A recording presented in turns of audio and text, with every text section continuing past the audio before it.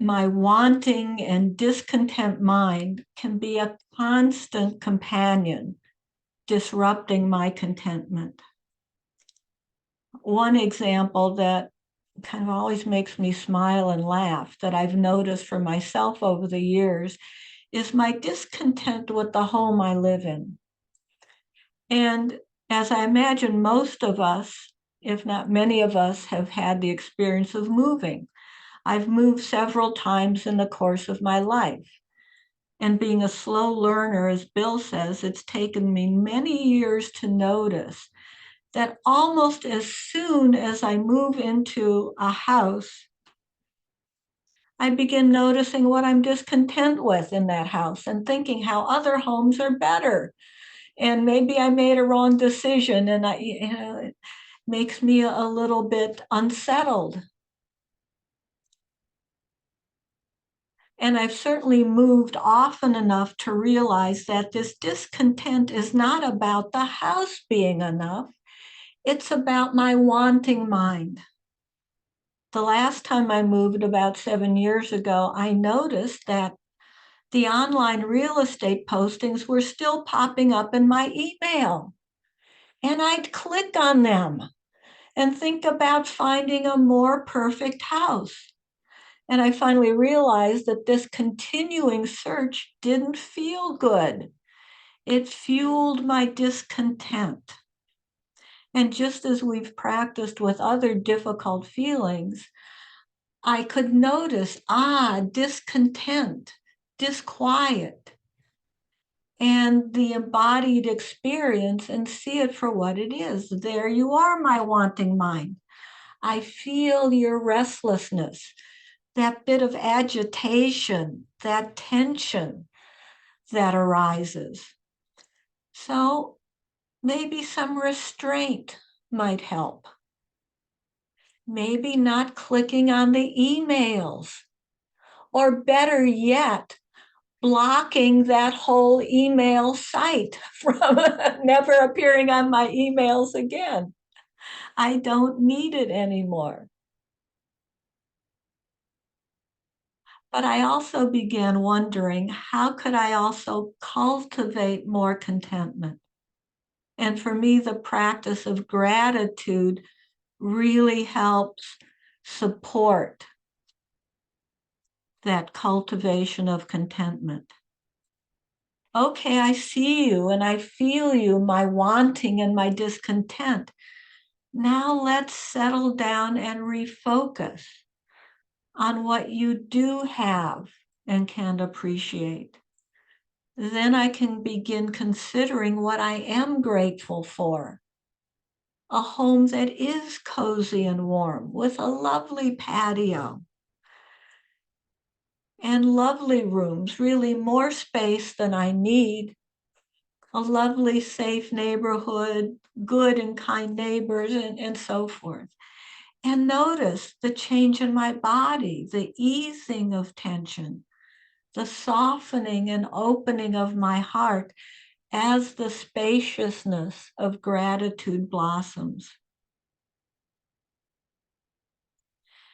And along with the practice of noticing and reorienting towards gratitude when that moment of wanting arises, we can engage in more general gratitude practices. And I've been practicing, as Bill and Susan do, each morning waking up with a gratitude practice, not waiting to be triggered by my discontent. I can set the tone by starting the day. Grateful that I woke up. And I have to tell you, the older I get, the more important that seems. I'm awake, I'm upright, I'm breathing. Yahoo! I had a good night's sleep. My cat is snuggled next to me. I'm so grateful for my little old lady cat. And I have a warm bed to feel cozy and a lovely bedroom and a bathroom right next door with indoor plumbing. And having gone on retreats that did not have indoor plumbing, I am so grateful for indoor plumbing. Victor Perichin, a Buddhist teacher, talks about this as being grateful for nothing, being grateful for the little things that are so easy to take for granted if I don't intentionally orient towards gratitude. And our brains naturally do this. They get used to things.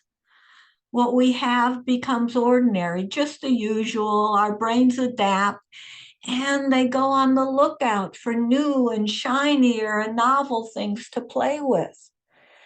This intentional gratitude practice counteracts this tendency to steal contentment from ourselves. And we actively become more aware of all the ordinary things that sustain and support our lives. In this way, we can also expand our mindfulness of gratitude. If you were to make a list right now, how many things would you have on your list of what you are grateful for? 10, 20, 100? Feel free to put them into the chat. What are you grateful for right now? Let's see what our Sangha gratitude list would look like.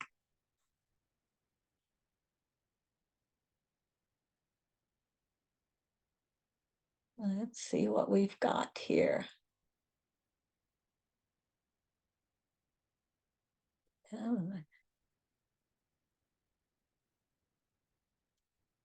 Family, still here, good neighbors, Sangha, dry, warm house, health, air, trees, light. Yes, so many things. Oh, art and music, time to enjoy them. The breath, flowers, birds, peace and quiet. Yes, art making for the friends in my life, all of the above, so many things.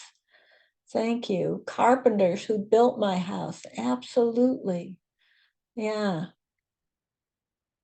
My wife, so many things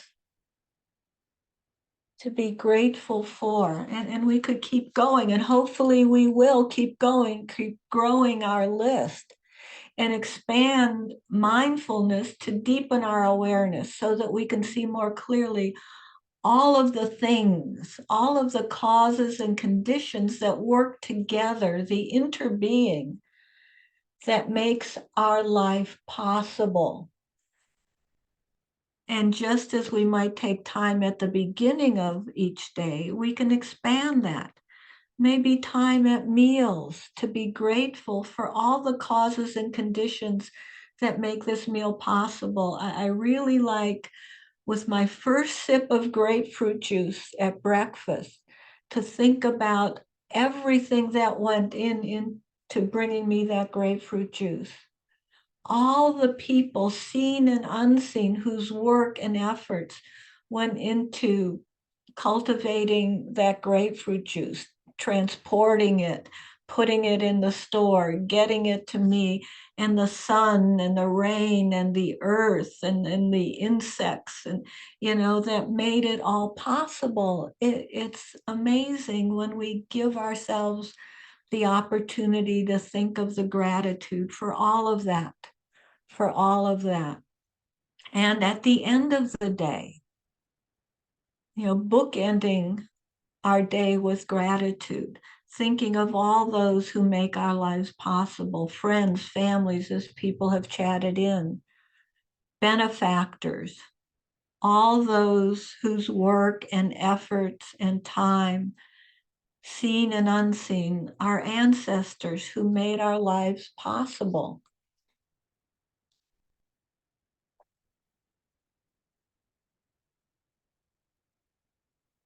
And as Lee spoke about Monday, also noticing keenly the kindnesses that we receive when they're offered.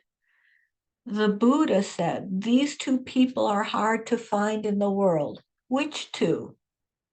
The one who is the first to do a kindness, and the one who is grateful and thankful for that kindness done. Being grateful for all the small kindnesses offered, taking nothing and no one for granted. taking away from the significance of these acts of kindness, the kindness of people who follow traffic rules, who go the speed limit, the people who collected my trash this morning and recyclables, taking the extra boxes that I left next to the trash can. All of those people and activities that are so easy to take for granted. And in expanding our gratitude, realizing that gratitude doesn't just apply to appreciating what is pleasant. We can challenge ourselves to appreciate the difficult people and situations. Atisha, who brought Buddhism from India to Tibet, used to use simple teaching slogans, one of which was, "Be grateful for everyone." These difficult, annoying, agitating people may be our most important teachers.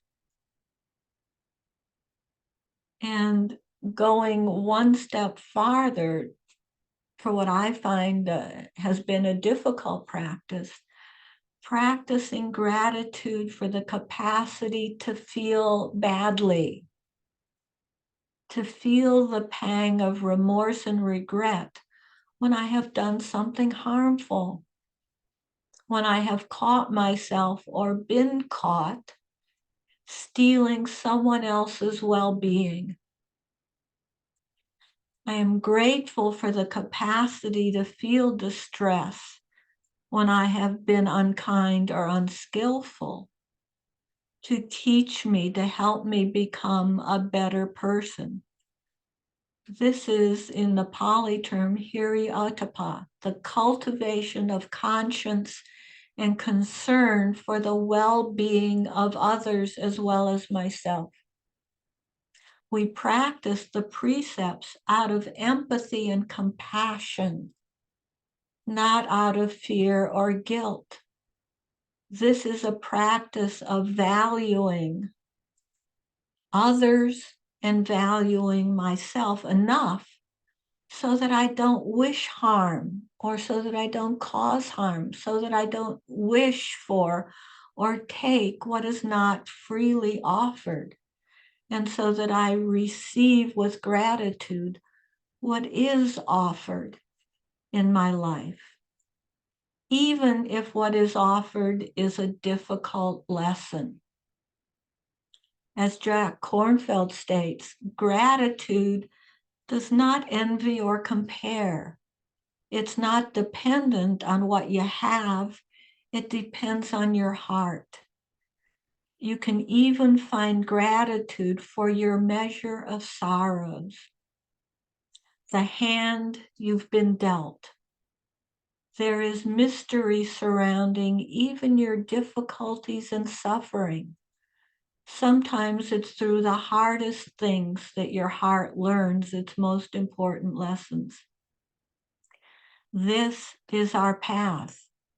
How do we keep our hearts open and sustain gratitude given our imperfections and limitations in, as Bill and Susan would say, this world on fire?